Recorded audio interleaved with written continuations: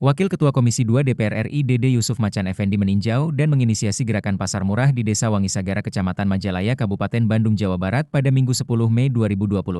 Langkah ini diambil sebagai respon terhadap lonjakan harga sembako akibat resesi global dan kenaikan harga BBM gas, terutama dalam rangka menyambut Hari Raya Idul Adha. Kunjungan Dede Yusuf Macan Effendi dilaksanakan di Desa Wangisagara Majalaya Kabupaten Bandung, dengan tujuan yakni menggelar pasar murah yang diinisiasi bersama Dinas Ketahanan Pangan Provinsi Jawa Barat dan DPRD Provinsi Jawa Barat DPRD Kabupaten Bandung. Dede Yusuf menjelaskan bahwa kegiatan ini merespon dampak resesi global dan konflik internasional terhadap harga bahan pokok atau sembako. Dengan diadakannya kegiatan tersebut, kami harap dapat meringankan beban warga Wangisagara yang terdampak lonjakan harga sebelum Hari Raya Idul Adha, ujarnya Wakil DPR RI Dede Yusuf. Wakil Ketua Komisi 2 DPR RI Dede Yusuf Macan Effendi aktif melakukan pengawasan di daerah pemilihan Jabar II, mencakup wilayah Kabupaten Bandung. Kunjungan Wakil Ketua Komisi 2 DPR RI Dede Yusuf didampingi oleh DPRD Provinsi Haji Saiful Bahri SHMAP, anggota DPRD Kabupaten Bandung Dr. Raindersem Oto Muharam AASkom MM dan unsur elemen terkait penting lainnya. Kawan tahu ya, KTP elektronik ini sudah berlangsung sejak 2011. Tapi dalam kenyataannya kita masih melihat KTP kita ini, KTP elektronik ini belum berfungsi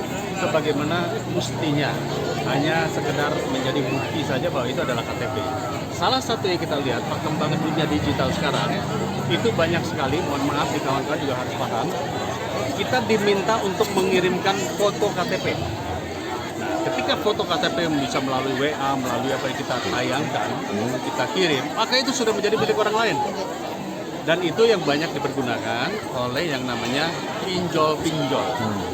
Jadi data yang masuk kepada Kemendagri mengatakan bahwa banyak KTP yang di-share akhirnya berdampak kepada digunakan sebagai alat untuk mengambil pinjaman, pinjol.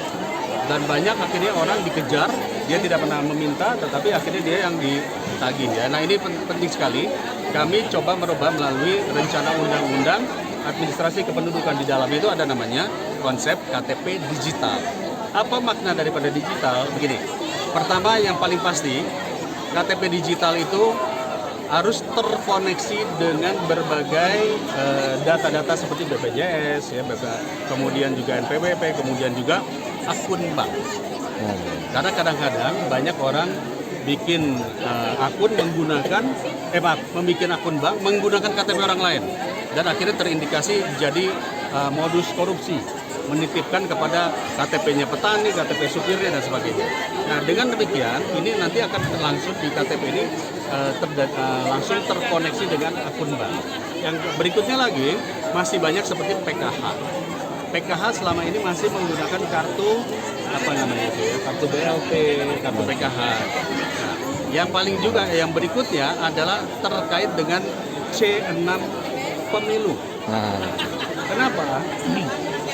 Dari pemilu 2024 kita belajar ada 17 juta suara yang tidak bisa dikonversi atau boleh dikatakan tidak ada orangnya. Salah satu sebabnya karena ternyata ada orang yang sudah meninggal, ada orang yang masih di luar negeri, ada orangnya yang tidak pernah muncul-muncul. Nah nanti ke depan KTP digital itu kita dorong menjadi C6. Jadi C6 itu artinya tidak lagi menggunakan surat undangan. Karena dari data saja sudah langsung ketahuan. Itu nanti konsepnya mungkin kalau kita sudah dengar ada bank, bahkan ada kartu untuk membayar tol saja sekarang cukup ditempelkan, uang sudah ada di situ. Dan nah ini memudahkan masyarakat juga nanti ke depan untuk menggunakan KTP itu benar-benar untuk data, termasuk data kesehatan. Jadi kalau dia datang ke rumah sakit mengaku-ngaku PBI, misalnya tahu kan PBI itu, penerima bantuan iuran, tapi ternyata begitu di-scan KTP-nya, dia bukan desil 1-4, otomatis tertolak. Nah, ini sedang dirancang, ya mohon doanya kawan-kawan, sehingga nanti ke depan tidak ada lagi fotokopi KTP. Lembaga-lembaga yang meminta harus ada fotokopi KTP dan sebagainya itu tidak ada lagi. Yang kedua, ini juga penting buat saya sampaikan pada teman-teman. Selama ini pengurusan pelayanan publik untuk KTP banyak disinyalir berbiaya mahal. Selalu disebut katanya yang namanya belangkonya habis. Tapi ketika melalui jalur khusus, maka tiba-tiba belangkonya ada, kan kira-kira demikian. Nah, ke depan kita tidak lagi menggunakan sistem belangko, karena sistem belangko ini nanti ternyata akan membuat, ya itu tadi selalu dibilang habis. Kita menggunakan digital printing bisa langsung print di katakanlah di kantor kecamatan dan kantor kelurahan. Nah ini ke depan juga harus kita perhatikan, jangan sampai masyarakat ya, harus melulu melakukan pembayaran yang nilainya cukup besar. Tapi di dalam undang-undang juga di-state untuk KTP itu yang pertama kali dibuat itu memang dibiayai negara. Tapi kalau hilang, rusak, tentu itu menjadi tanggung jawab kita untuk menghargai KTP itu untuk pembiayaan berikutnya. Dan biasanya biayanya tidak terlalu besar, nggak sampai ratusan. Jadi itu yang perlu saya sampaikan. Jangan sampai nanti ada orang ingin membuat KTP ada jalur belakang. Gitu. Cukup? Cukup. THS Channel bersama Bang Sai mengabarkan langsung dari Desa Wangisagara, Kecamatan Majalaya, Kabupaten Bandung, Jawa Barat pada Minggu 10 Mei 2026. Jangan lupa like, subscribe, komen, dan share. Dr. Haji Dede Yusuf Macan Effendi STMI Pol melanjutkan kunjungannya ke SPPG Dapur MBG 1 dan 2, Desa Wangisagara.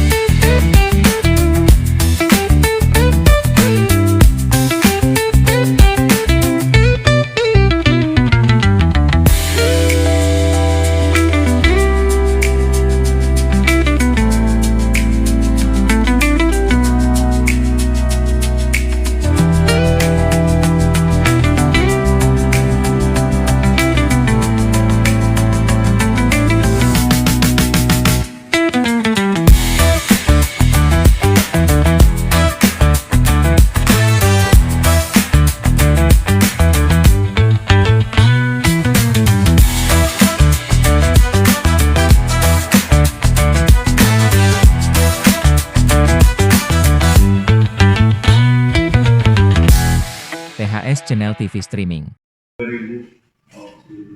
Ini kerjasama dengan desa bentuknya kayak ini lahannya punya olahan ya cari desa terus. Iya. Terus karena pertamanya itu kita memberdayakan ekonomi desa, kita punya pasar desa Pak. Jadi segala kebutuhan Pasar desa. ya segala kebutuhan Ambilnya dari situ ya, bukan dari vendor. bukan Biru dari kita. biru dari kita. Iya, Tapi lewat tulis dulu kalau 23 miliar Pak. 23 miliar aset. Omset masuk ini. Omsetnya di per bulan itu 300 dapat. kalau setahun Omset per bulan. omset per bulannya di angka 400-an. 400-an. Dua dapur. Bumdes ya. Ini unit usaha Bang. 3,4. Awalnya dulu begitu Bapak bisa memutuskan untuk bangun SPPG. Ceritanya ada sebuah PH dari Garut bahwa dia mendukung untuk mendirikan dapur dari ACC sama Jadi nggak pinjam uang dari bank, nggak ada pinjaman dari bank.